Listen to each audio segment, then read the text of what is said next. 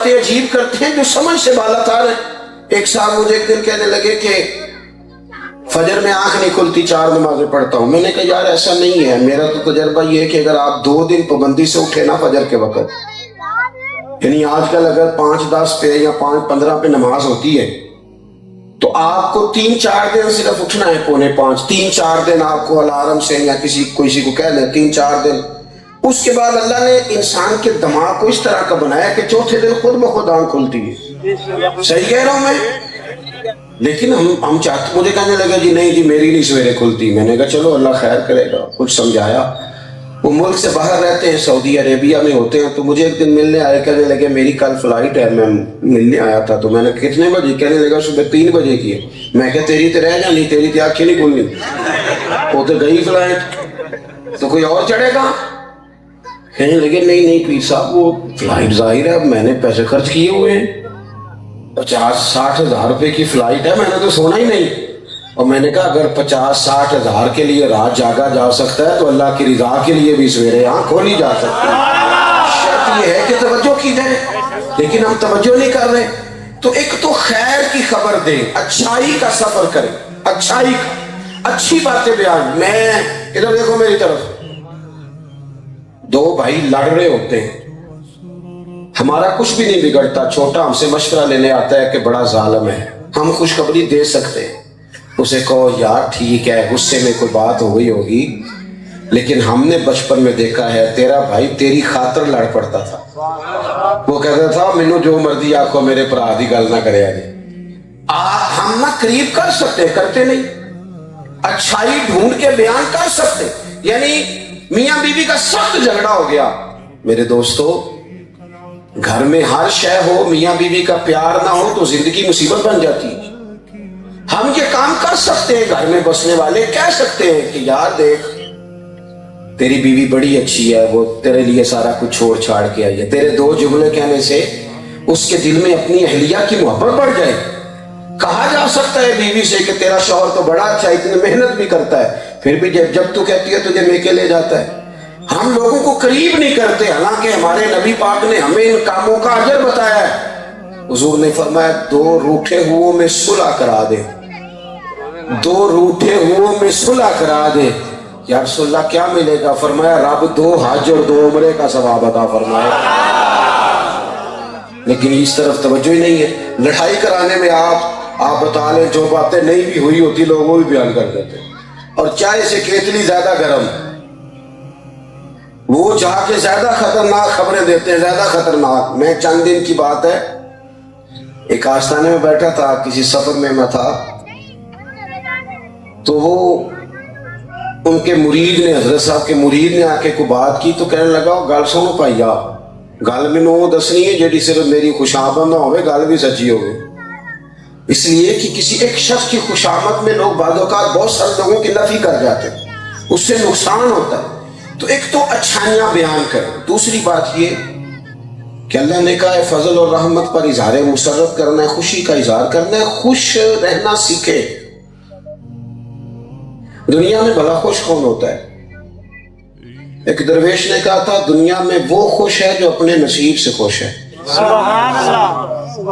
اگر حضرت ابوبکر صدیق بڑے خوش تھے نا کہ میں امیر المومنین ہوں، تو خوش حضرت بلال بھی بڑے تھے کہ مجھے حضور کی مسجد میں اذان پڑھنے کا موقع۔ اب لوگ تو ایک تو پہلو یہ ہے کہ اچھی باتوں کا ابلاغ، دوسرا پہلو خوش رہنے کا یہ ہے کہ انسان نہ کمزوریاں نہ سوچے، زندگی میں نعمتوں کو سوچے۔ ہم یہ کرتے ہیں کہ جو چیز موجود نہیں ہوتی اس کی طلب تو بڑھا لیتے ہیں، لیکن جو موجود ہوتی ہے اس کا شکر نہیں ادا کرتے۔ لَإِن شَكَرْتُمْ لَأَزِيدَنَّكُمْ، رب فرماتے ہیں اگر تم شکر ادا کرو گے تو میں نعمتوں میں اضافہ کر دوں گا، تمہاری نعمتیں بڑھا دی جائیں گی۔ اور یہاں مفسرین کرام نے ایک اور بات بھی لکھی ہے، وہ فرماتے ہیں کہ نعمت بڑھا دی جائے گی۔ اس کا ایک معنی یہ بھی ہے کہ جو پہلے تمہارے پاس موجود ہے وہ محفوظ ہو جائے گی، اور نعمت بڑھا دی جائے گی تمہارے لیے۔ جب تک انسان کا مزاج شکوے کا ہوتا ہے نا، ہماری طبیعت شکوے کی ہے۔ جناب کیسی طبیعت ہے؟ کہتے ہیں جی بس دعا کریں، باقی سارا ٹھیک ہے، نعمتیں بھی بڑی ہیں، کرم بھی بڑا ہے، فلانی شاہ بھی بڑی ہے، 4 بچے، 3 بچے بھی سیٹ ہیں، وہ ایک بچہ ٹھیک نہیں میرا. وہ بھائی جو ایک نہیں ٹھیک کاروباری طور پر نہیں ٹھیک، باقی ٹھیک ہے، بھائی ایک نہیں ٹھیک تو اللہ اسے بھی عطا کر دے گا.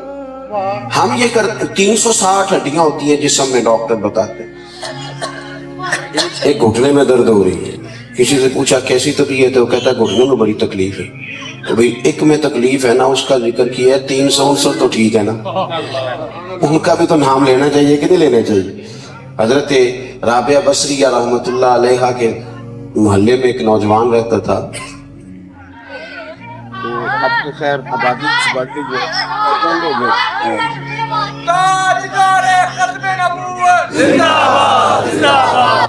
کیفیت یہ تھی کہ وہ بالکل ٹھیک ٹھاک نوجوان، ایک دن وہ نکلا گھر سے تو اس نے ماتھے پہ سرخ پٹی باندھی ہوئی. تو بی بی صاحب وہ فرمانے لگی بیٹا خیر ہے؟ کہنے لگا اماں جی سر میں درد ہے. تو آپ فرمانے لگی آج تک میں نے پہلے نہیں کبھی پٹی باندھے دیکھا. کہنے لگا پہلی دفعہ درد ہوئی ہے. عمر کتنی ہو گئی؟ 35 سال. تو کیا خوبصورت انداز ہے اللہ والوں کا سمجھانے کا. آپ فرمانے لگی اللہ تعالیٰ نے 35 سال تجھے شفا دی ہے، تو نے شکر کی ایک پٹی بھی نہیں باندھی، اور آج ایک دفعہ درد ہوا ہے تو شکوے کی پٹی باندھ کے آ گیا. ہمارے ہاں مزاج اس طرح کا ہے کہ ہم نہ بڑی جلدی ان چیزوں کی طرف توجہ کرتے ہیں جو ہمارے پاس موجود نہیں. بھئی جو موجود ہیں ان کا شکر تو ادا کرو. اور بلکہ بعض لوگ اس طرح بھی کرتے ہیں کہ وہ اپنی زندگی کی ساری نعمتیں ان سے فائدہ ہی نہیں اٹھا پاتے.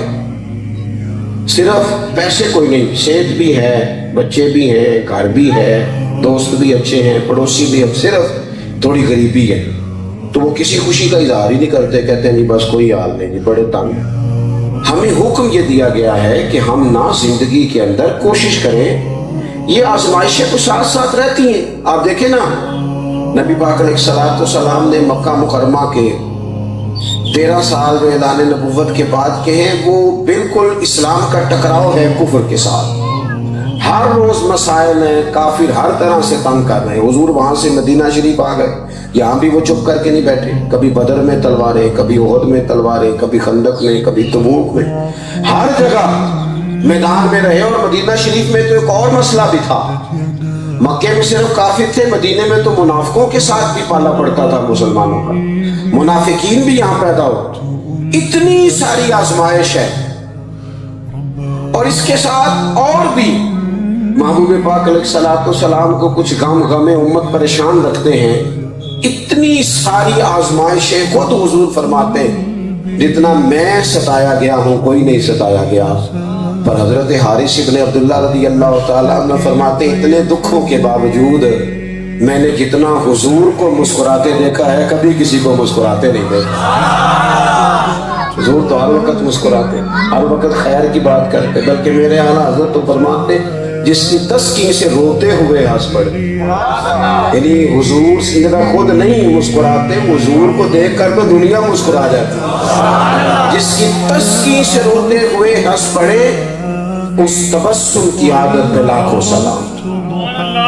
تو حضور نے ہمیں بتلایا ہے کہ دکھ تو ساتھ رہیں گے، لیکن اس کا مطلب یہ ہے کہ انسان بس دکھوں کی بات کرے، سکھوں کی بات ہی نہ کرے.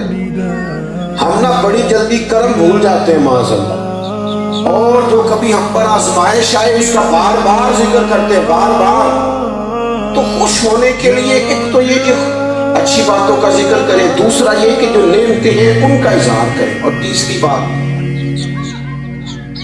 خوشیاں فرصت کی محتاج نہیں ہوتی کہ اچھی طرح فارغ ہو گئے تو پھر خوش ہوں گے. یہ ہوتا نہیں. ہمیں نا ہر چیز کے ساتھ ساتھ ہی خوش ہونا ہے، اور اسلام سبق دیتا ہے خوش ہونے کا. ہاں خوشی ہماری شریعت کی پابند ہو.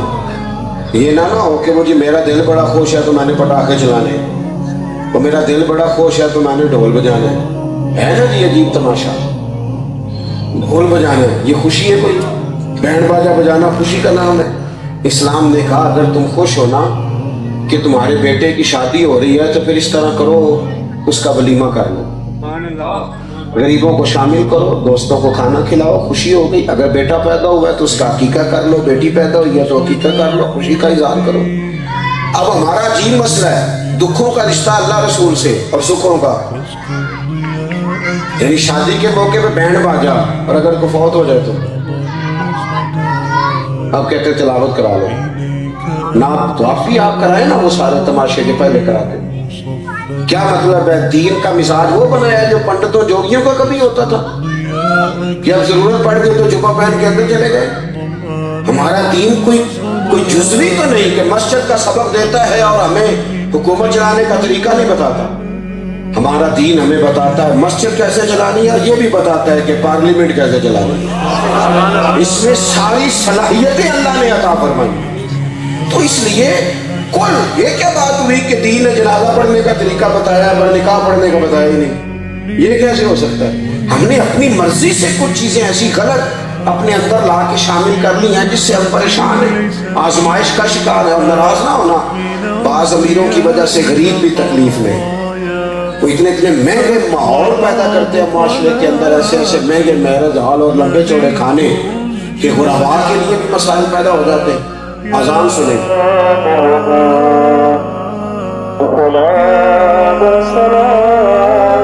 آپ دیکھیں بدر کے دن صحابہ نے ہمیں یہ بھی بتایا کہ مسلمانوں کے پاس اسلحہ تھوڑا تھا، یہ بھی بتایا کہ کافروں سے جنگ سخت. یہ بھی باتیں وہ بتاتے رہے کہ کھانے پینے کے لیے ضروریات پوری موجود نہیں تھی. یہ سب ذکر ہوتا رہا، لیکن ساتھ انہوں نے یہ بھی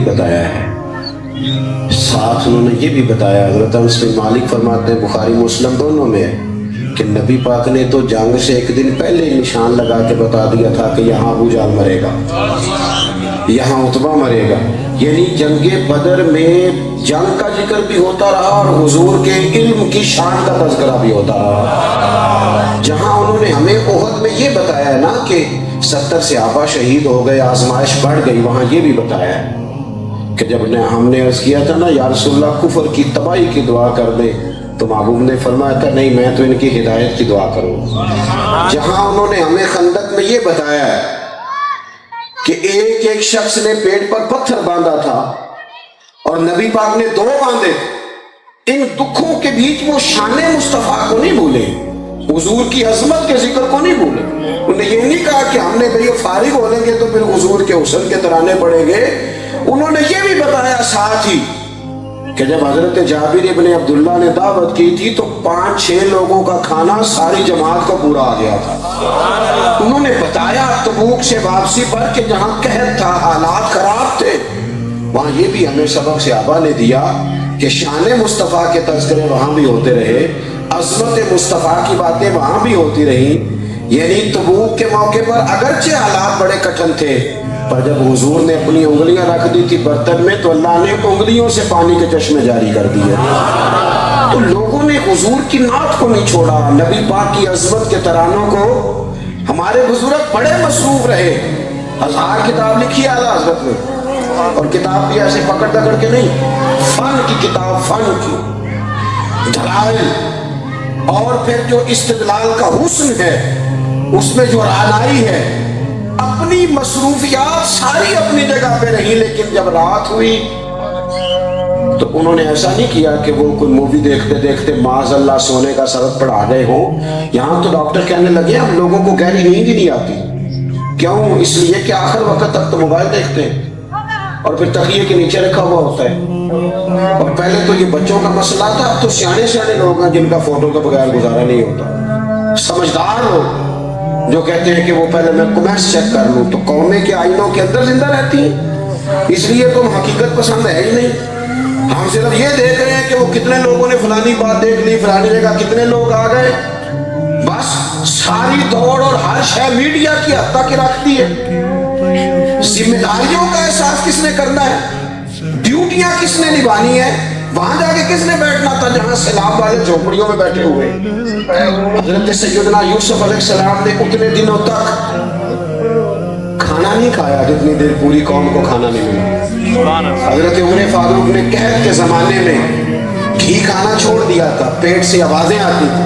حضرت عمر فرماتے تھے شور جتنا مرضی کر، میری ذمہ داریاں ہیں. فرمایا جب تک سب لوگوں کو کھانا نہیں ملے گا تجھے بھی گھی نہیں ملے گا. اب تو ساری سیاسی جماعتیں حکومت میں ہیں، کوئی پنجاب میں، کوئی مرکز میں، کوئی سندھ میں، کیوں نہیں سب وہاں چلے جاتے؟ لیکن وہ بس ٹھیک ہے، ایک کام چل رہا ہے، وہ چل رہا ہے، لوگ دیکھ رہے ہیں. لیکن یہ تو باتیں دنیا کی ہیں، ہم سب کو اللہ کے حضور حاضر ہونا ہے۔ حضور نے فرمایا تم میں سے ہر بندہ نگران ہے، مجھے اپنی ذمہ داریوں کا احساس کرنا چاہیے آپ کو اپنی کا۔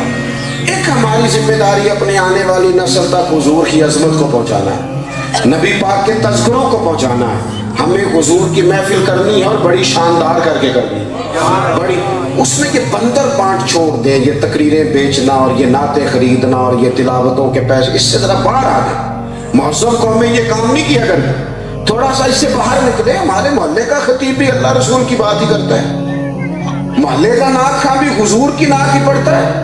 آپ اس فیم سے باہر آئیں، لیکن گلی گلی حضور کا ذکر پاک۔ دیکھو ہمارے بچے اگر ہم سے حضور کا ذکر سیکھیں گے تو ان کے کلیجے ٹھنڈے ہو جائیں گے۔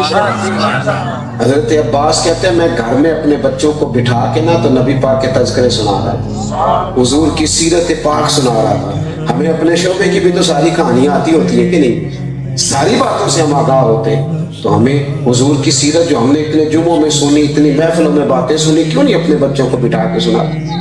فرماتے ہیں حضرت عباس میں گھر میں اپنے بچوں کو بٹھا کے حضور کا ذکر پاک کر رہا تھا، مجھے کیا خبر کہ دروازے پر حضور بھی موجود ہے۔ دروازے پہ دستک ہوئی، دروازہ کھولا تو کریم بھی دروازے پہ کھڑے تھے، خدا کی ساری رحمتیں میرے دروازے پہ تھی۔ فرماتے ہیں میں نے عرض کی حضور آپ چچا کیا کر رہے تھے؟ محبوب میں آپ ہی کا ذکر بچوں کو سنا رہا تھا۔ تو حضور فرمانے لگے میری شفاعت آپ سب گھر والوں کے لیے حلال ہو گئی، آپ نے اپنے لیے میری شفاعت کو قریب کر لیا، آپ کو میری شفاعت ملے گی قیامت۔ کیوں؟ کہ حضور کا ذکر پاک ہو رہا۔ صحابہ کرام، حضرت ابوبکر صدیق نے کلمہ پڑھا نا تو جناب صدیق اکبر تاجر تھے، تاجروں کے دوست بھی تاجر ہوتے تھے۔ حضرت ابوبکر صدیق تاجر تھے تو خبر بڑی پھیل گئی، کیونکہ ہمارے یہاں لوگ سارے کام جمہوری طریقے سے کرتے ہیں نا، پتہ نا آپ کو، جمہوری طریقے سے۔ تو آج کل لوگوں کا طریقہ بھی یہ ہوتا ہے کہ اگر سارے لوگ چل پڑے اسی کو لوگ جمہوریت بھی سمجھ لیتے ہیں۔ جمہوریت تو وہ طرز حکومت ہے کہ جس میں بندوں کو گنا کرتے ہیں تو اللہ نہیں کرتے۔ اقبال فرماتے ہیں نیکیاں جمہوری نہیں ہوتی کہ سارے لوگ کریں گے تو پھر ہم نے کر دیں۔ اگر یہی بات ہوتی تو حضرت صدیق اکبر سارے مکے کے کلمہ پڑھنے کا انتظار کرتے کہ سارے پڑھیں گے تو میں پڑھوں گا۔ انہوں نے کہہ دیا کہ جب ضمیر مطمئن ہو گیا کوئی پڑھے نہ پڑھے میں مدینے والے کا کلمہ ضرور پڑھوں گا۔ اور پھر انہوں نے نا مطلب ایک ہوتا ہے ہمارے ہاں بعض لوگ نا آپ کیا ہیں جی تو بتا دیتے ہیں کہ میں مسلمان ہوں، لیکن وہ جو ذوق ہوتا ہے نا خاص وہ نہیں چھلکتا۔ اور میرے بھائی بیٹھ جائیں، اللہ آپ کو خوش رکھے، آپ کا تو بہت زیادہ بندوبست ہے، آپ تشریف رکھیں، اللہ آپ کو برکت عطا فرمائے۔ ہم تو جانے لگے ہیں۔ حضرت صدیق اکبر تاجر تھے، جب انہوں نے کلمہ پڑھا تو انہیں سینکڑوں دینار کا نقصان ہوا، لوگوں نے تجارت چھوڑ دی، ان کے ساتھ کاروبار چھوڑ دیا۔ آپ پڑھیے ان کی سیرت، لیکن انہوں نے جسے حق جانا اس پر وہ کھڑے رہے۔ ہم نا گروہ پرست ہوتے ہیں، حق پرست نہیں ہوتے، ہمیں حق پرست ہونا چاہیے۔ حضرت ابوبکر صدیق رضی اللہ تعالیٰ عنہ کے دوست 4-5 دوست ان کے وہ آئے تصدیق کرنے کے لیے کہ اتنا بڑا آدمی ابوبکر صدیق اپنے قبیلے کا سردار وہ مسلمان ہو گئے۔ جب وہ تصدیق کرنے کے لیے آئے نا، اچھا تصدیق کرنے میں آئے کون؟ دوست کون تھے؟ حضرت عثمان غنی، حضرت زبیر بن عوام، حضرت طلحہ بن عبید اللہ۔ یہ وہ لوگ ہیں جو قوم کے زیرک سمجھدار اور بڑے بڑے تاجر، یہ حضرت ابوبکر کے پاس تصدیق کرنے پوچھنے آپ واقعی مسلمان ہو گئے؟ قربان جائے، کچھ باتیں سادی ہو نہیں نہ سکتی، کچھ چیزوں کا مزہ ہوتا ہے۔ میں ایک دن گزر رہا تھا تو ایک بندے نے تانا دیا، کہنے لگا وہ ملاد والے جا رہے تھے۔ ساری باتوں کا غصہ نہیں نہ ہوتا، بہت ساری چیزوں کا مزہ بھی لینا چاہیے۔ میں کھڑا ہو گیا، میں کہ یار ایک باری پھر آکی ذرا۔ وہ کہنے لگا جی ہے وہ جی آپ کو، میں نے کہا نہیں ناراض نہیں ہوا، مجھے مزہ بڑا آیا تیری بات کا، تو دیکھ تو صحیح تو نے تانا دیا کیا ہے بھلا۔ ایک دفعہ پھر آپ کہندہ جی میلاد والے، میں کہا موڑ آکی ذرا دوبارہ۔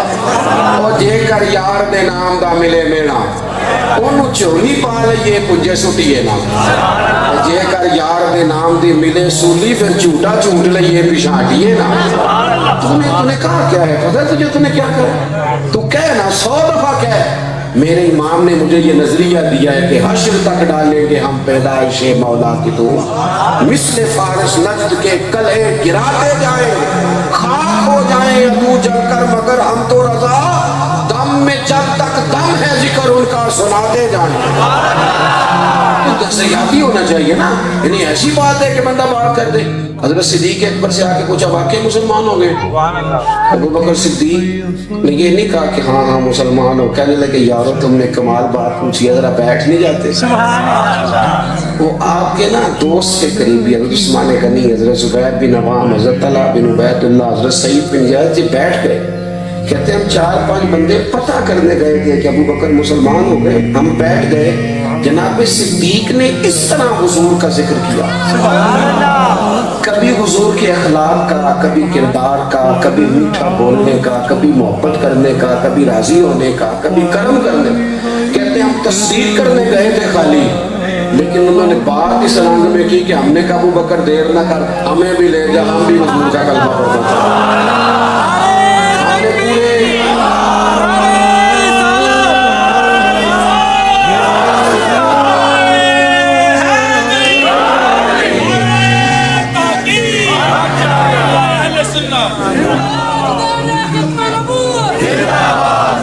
آپ توجہ کریں گے میری بات پر، ہمیں نا والہانہ پن پیدا کرنا چاہیے حضور کی محبت۔ دیکھیں قبضہ میرا ہی ہے، میرا ہی قبضہ ہے کہ میں پیر صاحب ہوں، میں مولوی صاحب ہوں، میں داڑھی والا ہوں، میں پگڑی والا ہوں۔ ہم قبضہ کر لیتے ہیں بعض اوقات میری طرح کے لوگ کہ شاید دین پر، عشق پر سارا میرا ہی قبضہ ہے، لیکن یہ حضور کی محبت ہے۔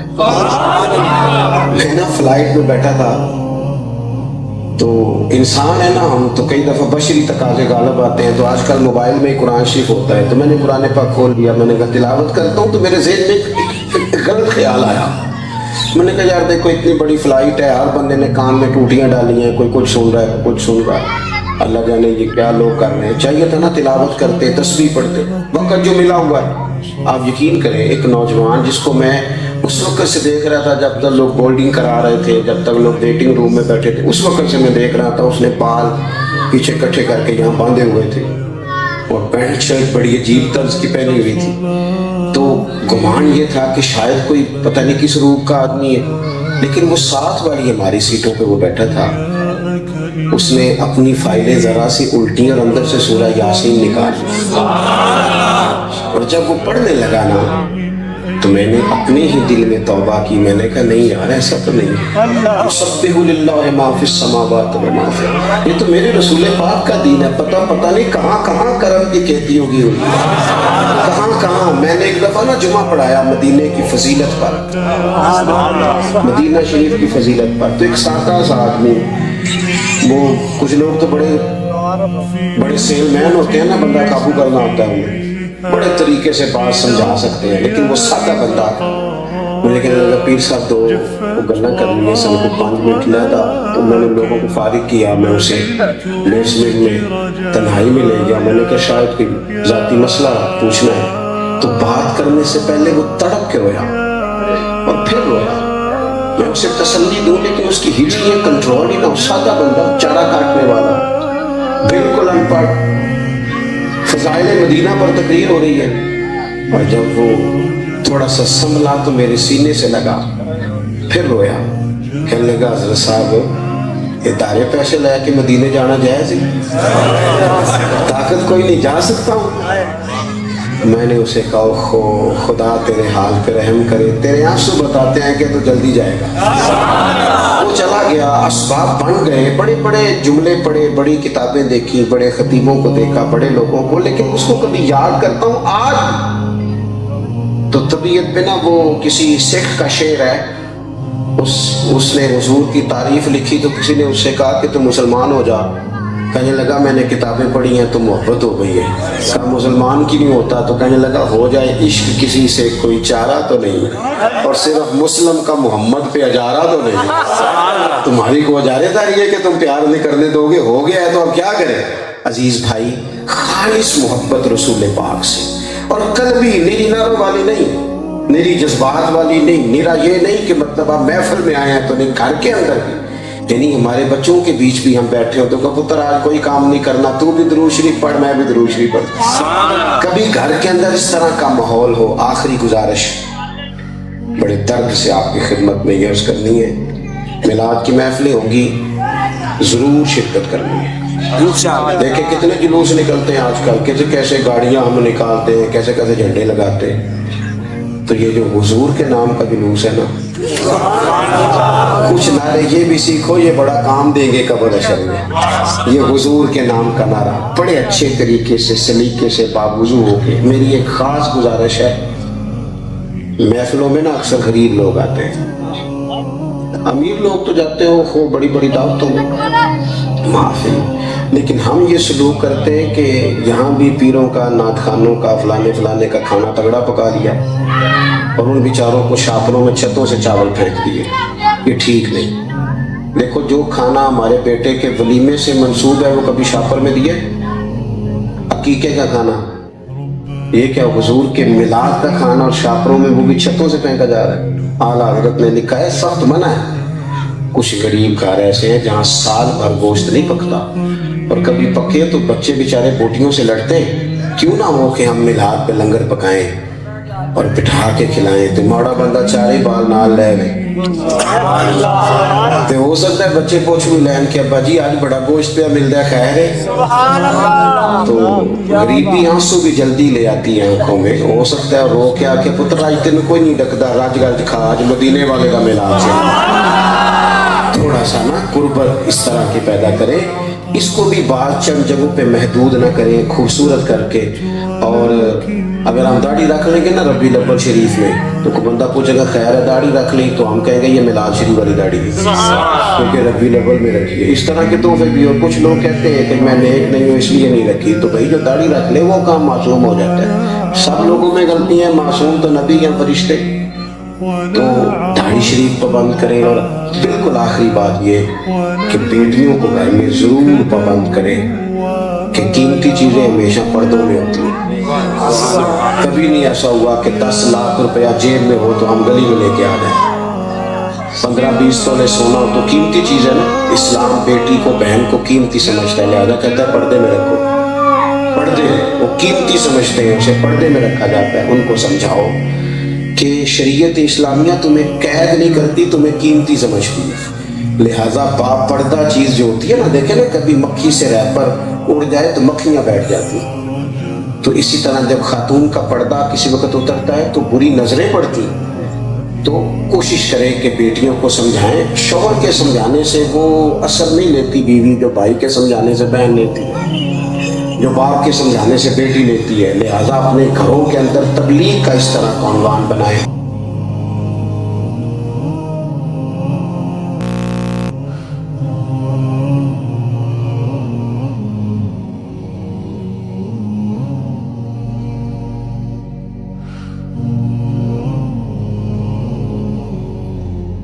إليك أنت صباحي مصفد بمسايا فاسكب ضياءك إني ظمآن ضل صدايا. إليك أنت صباحي مصفد بمسايا فاسكب ضياءك إني ظمآن ضل صدايا. لم أدر من أين بعد أسقي جنين غكايا والشط لا ما فيه يطوي اللظى في حشايا. رحماك يا رب إني وزورقي والخطايا في لجة ليس فيها من الضياء بقايا. جفت وغاضت ولكن ما زلت أزجي رجايا. يا